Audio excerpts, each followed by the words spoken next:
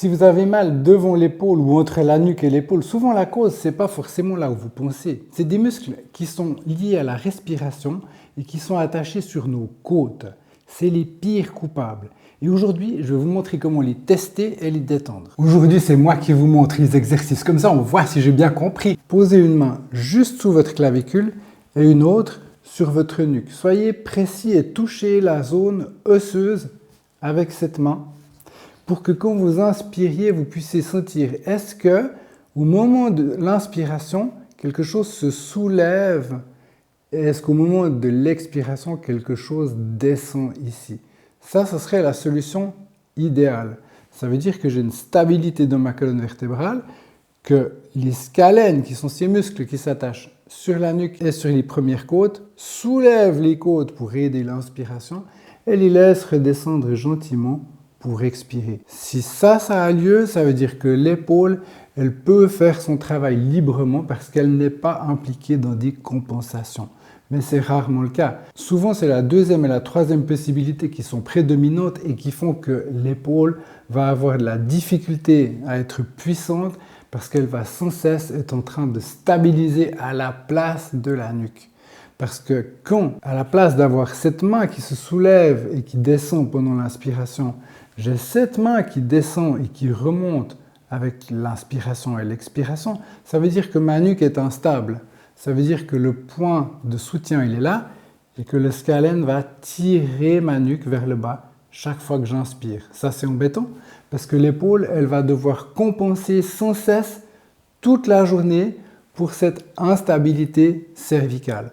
Et puis la pire possibilité finalement, en termes de tension en tout cas, c'est s'il n'y a rien qui bouge. S'il n'y a rien qui bouge, alors c'est stable, ça c'est sûr. Par contre, mon épaule, elle va toujours devoir compenser pour cette rigidité dans cet espace-là. Et puis les structures nerveuses qui passent à travers ce petit passage ici dans le bras, ils vont avoir de la peine à faire le travail correctement. Donc pour travailler ça, on va se mettre dos au mur, assis sur une chaise ou sur un tabouret et on va placer un repère sur les côtes hautes, un bâton, un rouleau, un petit coussin assez dur quand même pour que je puisse sentir les structures osseuses. Ça va me donner un repère pour la zone des 3 premières côtes là derrière. Je veux être sûr qu'elles ne bougent pas. Et puis maintenant, je vais mettre mes mains comme ça, entrecroisées sur ma nuque. Et je vais laisser ma tête descendre, pas fort, juste pour sentir une légère traction. Maintenant, respirez. Et pendant que vous respirez, vérifiez 3 choses. Vos mains ne se soulèvent pas, votre dos ne presse pas contre le rouleau et ne le fuit pas non plus. La pression reste constante. Si ces 3 conditions sont respectées, le seul mouvement possible, c'est le bon. Vos scalènes fonctionnent correctement et vous allez sentir que quelque chose ici peut se soulever et se détendre. Ça fait du bien. Avec le bâton, moi j'ai trouvé c'est pas facile parce qu'il faut trouver l'angle dans lequel on est appuyé pour que ça marche vraiment. Moi j'ai dû me mettre assez haut comme ça, mais c'est vrai, ça fait du bien, c'est pas mal, hein. Mais les scalènes, c'est pas les seuls coupables. Il y a un autre muscle que presque personne connaît et qui joue un rôle très important dans le lien entre la nuque et l'omoplate. D'ailleurs, il s'attache sur l'omoplate et sur la nuque. C'est lui que vous contractez quand vous tirez les épaules comme ça vers les oreilles parce que vous avez trop froid, par exemple. Souvent, on le fait sans se rendre compte, c'est un réflexe, une compensation, parce que votre épaule cherche un appui qu'elle ne trouve pas, parce qu'il n'y a pas une stabilité suffisante dans la partie supérieure du thorax.